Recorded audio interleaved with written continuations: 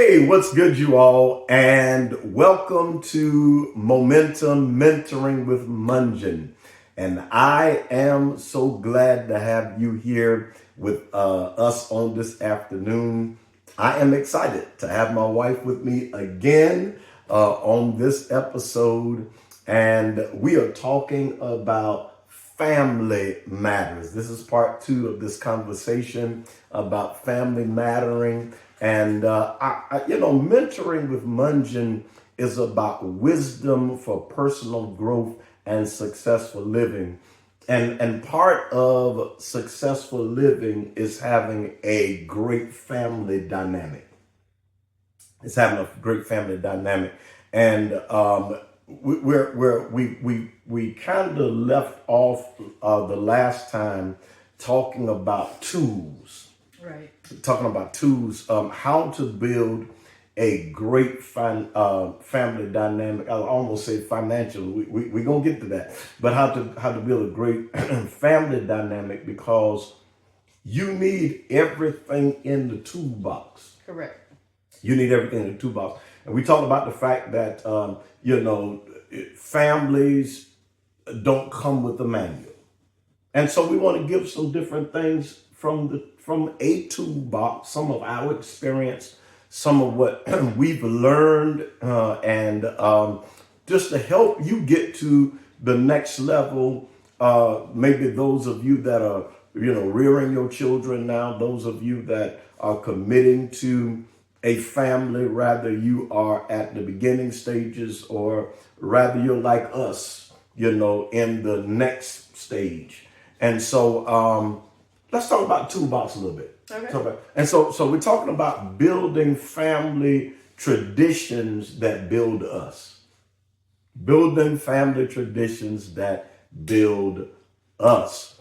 And so we think about family traditions because we talked about it last time, how we all bring different aspects from our informative years, from our families. We are a melting pot. We called it a soup the last time. Right. We are a soup of our experiences. And so every parent brings part of their experience into the family, and every family passes something down to their children, rather it's intentional or not.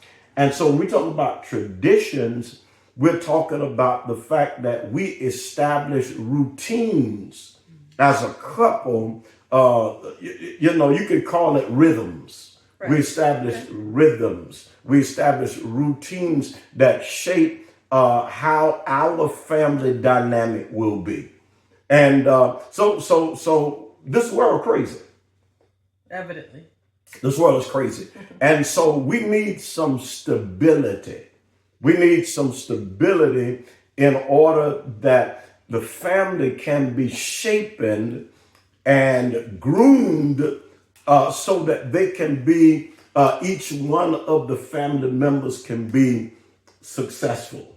And so when we were kind of putting this together, we came up with a scripture, and quote the scripture from out of Deuteronomy. Deuteronomy 6 verses 6 and 7 says, "These commandments that I give you today are to be on your hearts. Impress them on your children. Talk about them when you are at home, and when you walk along the road, when you lie down, and when you get up." All right. And so of course, Moses is talking about the commandments of the Lord. And we're not changing the word now. Right. All right, we're not changing the word. But these traditions, you remember when the kids would leave the house. They were going out, and we they were going somewhere. What was that thing that we would tell the kids? Remember your last name. Remember your last name. In other words, we've taught you. We've taught you who you are. We've taught you the expectations of who you are, because your name carries weight. Your name carries a certain expectation. People are looking for a certain behavior. All of that is built by tradition. We don't like that word, but all that expectation, that behavior, that character is built by tradition. And so we have to understand that for each one of us, God has designed a purpose for us. And out of that purpose, we've got to turn around and design daily routines and intentional habits and intentional traditions, because these traditions and habits is what's going to cause us to have identity. And that's what we're talking about in a day where there's so much instability and where there's such an identity crisis. We need identity. We need something that stabilizes the family unit, so that the family, so we can say, remember now you're going out. Mm-hmm. Remember your character. Remember your name. Remember your character. Your character, because what you do is going to inflect on the rest of us. Come on here. Yeah. And we want to make sure that we're being good representatives. And so, number one, tradition creates stability. Talk a little bit about it. Kids will remember things when they're older. They'll remember, whether you were all scattered around the house eating your meal, whether one was upstairs, one was on the front porch, one was in the den watching TV, instead of eating meals as a family, as a unit.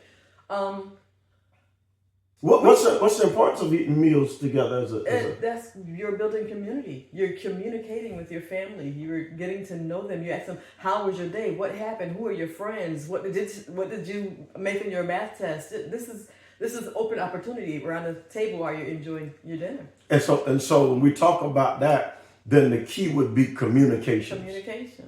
And that's important, because so many times you got dad in the den, you got mom in the bedroom, and you got, one kid in the kitchen. We had 6 kids, you all, 6 biological kids. I have to remind folk of that. Mm-hmm. But all 6 of our kids were around the table. With you sitting on one end and me sitting on the other, because they needed that community and that communication. Right. In that community to build stability. I talked about the rhythm. And so this develops the rhythm. This develops the pattern. This develops the blueprint. This develops that wonderful sense of we are family. We are family. Yeah. I got, and so because kids need that. They need that stability. They need that foundation. All right. And so talk about a few of the traditions in the Mungin family that we have established that help to bring a foundation. Okay, well, ours were probably a little strange. First off, when they were 4, 5, 6 weeks old, we went to church. The minute they were well enough to go, we went. That was tradition. Every single Sunday, Wednesday night Bible study, we were in church. So we started that early on. I also, when each one of the kids were infants, I made up songs for each one. They all had an individual. I am a seed. No. That's C is for cutie pie. Yeah, okay. So they all had their individual songs, and even now, they'll be walking when they come visit us. Zaby, cute and cuddly, Zaby. He gonna kill us. Oh, so lovely. I love Zaby. Yeah. And that was 31 years ago. Wow. Okay. So and then every once in a while, if I see them, I just bust out. It embarrasses them, but then they love it the same. So because they know it's their song. I didn't use the songs weren't duplicates for anybody else. It was their personal song. So that was another tradition. When they got a little older, we would seem like every year we would go to Tennessee for Christmas. They remember that. They also remember you making biscuits. They remember let's see, talk about the claw. You got that from a Jim movie. Carrey did, yeah. The claw, Yeah, they remember that. They love that. Christian also said that y'all used to play aliens in the truck. Oh, my cell phone had, when you turned the light on, it would go, and then the light would come on. And so I would hit the button and told him that I was using my laser to kill the aliens. Wow. Yeah, so different little things like that. They remember going to River Street or near River Street for fireworks. They remember New Year's dinner with the collard greens and the Hoppin' John. Every Sunday afternoon at Mom's house. Yep. Oh, my Lord. Every Sunday at Mother Blanche's house for dinner. They remember, now Talia bought this one, she reminded me, during the winter months when they were younger, it was cold. When they get out of their bathtub, you're a little extra chilly when you get out of the tub, but I would have their towels in the dryer, and so when they were getting out of the tub, I wrapped this warm towel around it. They loved that. So that was tradition too. So and it's just, and the thing about it is, it does not take a whole lot of finances. Because the culture now focuses on money, and I'm gonna tell you something. Money can buy moments. Money can buy moments. You can use money to purchase vacation. But some of our vacations were so inexpensive. I remember one year we couldn't afford a vacation, so we went to Savannah. And there was a hotel that was right across the street from where TJ Maxx is now. I don't know if you remember that. And we couldn't afford a vacation, so we went there, all 8 of us in one room, and we had a few meals out, that kind of thing. Because it's not, money can't buy happiness. right. Money can't buy memories. Money can only buy moments. And so folk have got to get away from this thing of throwing money at kids. Kids don't want money. They want memories. That's right. They want memories. See, they won't remember the toys. They won't remember the PS, whatever it is now. But they will remember the memories. And that's what building traditions is about, because it brings comfort, it brings consistency, it brings clarity, it brings stability. And that's what families need. If it's going to be a family, it got to be stable. So when I get home, I know what I'm going to get. I'm going to get a comfortable environment. So number 2, these traditions shape self-esteem. They shape self-esteem because when families celebrate achievements, and we didn't do the birthday, the $5,000 birthday party. We didn't do the $1,000 birthday. Come on here, some hot dog. That's not, because we know mom and dad and stuff was coming over, and your mom was coming over, and we might want to put some chicken on the grill. Maybe, yeah. Something like that, and have some potatoes out.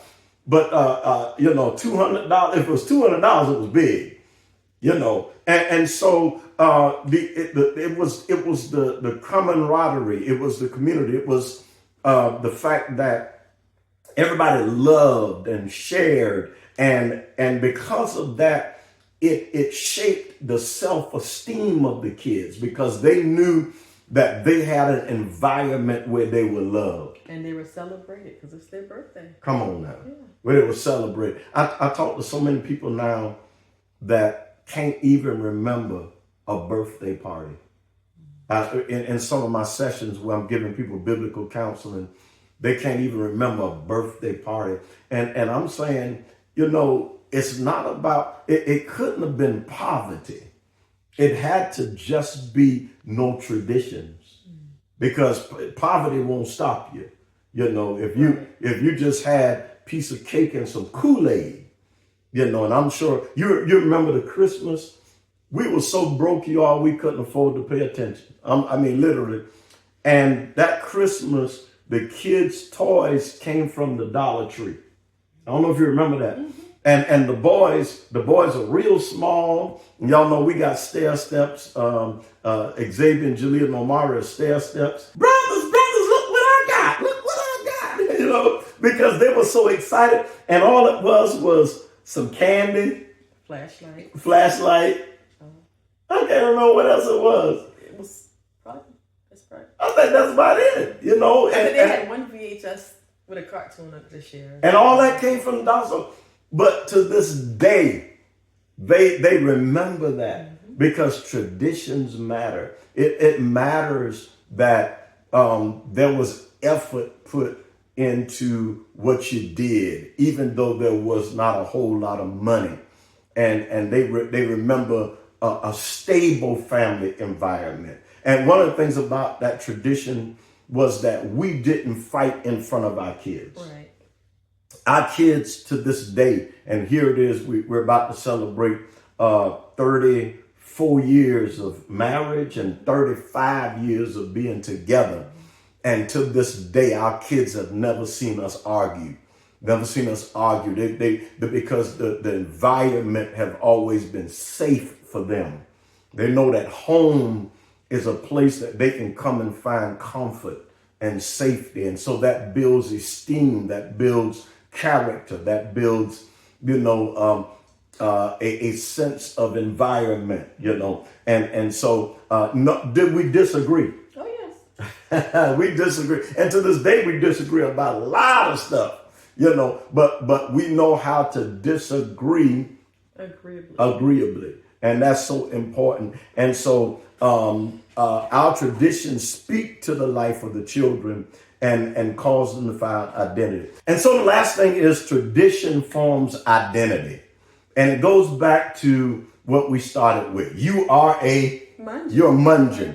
This is your identity. This is where you get who you are. Not only who you are, but why you are, purpose. Because, of course, God calls families. God calls family. You can know, somebody says, I don't know why I'm here. Look at your family. So somebody said, well, you're a preacher. I guess so. I guess so. My father's granddad was a preacher. His grandmama was a preacher. When I look at my mom's dad, he was a preacher, pastor. His brothers were preachers. But come on now. And the worst thing you can do is run from your identity. My wife, what else could she be but a first lady? Her daddy is a preacher. Come on now. You see what I'm saying? And so these family constructs help to shape identity. And that's what's missing in the culture now. It's identity, knowing who you are. And so we were talking because what she did was she called the kids and asked the kids, what did you ask them about the traditions? I asked them what family traditions do they remember. I mean, because it's more on them because they grew up in it. We offered it, but they remember what was attached to them. Yeah. So I asked their opinions on what do they remember our family traditions being. And so we're closing with the same declaration that we made on last week. By God's grace, my family will be healed, strengthened, and rebuilt. The story changes with me. God bless you is our prayer. Heaven smile on you. Peace out. Stay tuned for the promo for this coming Sunday. You don't want to miss it. February 15th, our Let's Talk Love Sunday. Some of what you're getting here now, you'll get it on Sunday. We're going to talk about the blueprint for love on Sunday. And we're just going to sit down and share. And we have a wonderful love story, still in love, still after all this time. And so we can certainly be a blessing to you all. Stay tuned for the promo for that, the promo for the One Flesh Couples Ministry Retreat. the last week of March. Stay tuned. Peace out. Blessings. We'll see you next week. Bye-bye. Bye-bye. Hey, NAL, Pastor and Lady Mungin will be tag teaming on Sunday, February 15th at 9 a.m. in our Worship Alive service with the Let's Talk Love Sunday. This will be a candid sit-down conversation about singlehood, love, dating, marriage, and beyond. There will be a time for questions and answers during this service. So let's get ready. Invite a guest for this much-needed conversation. It's going to be amazing. See you there.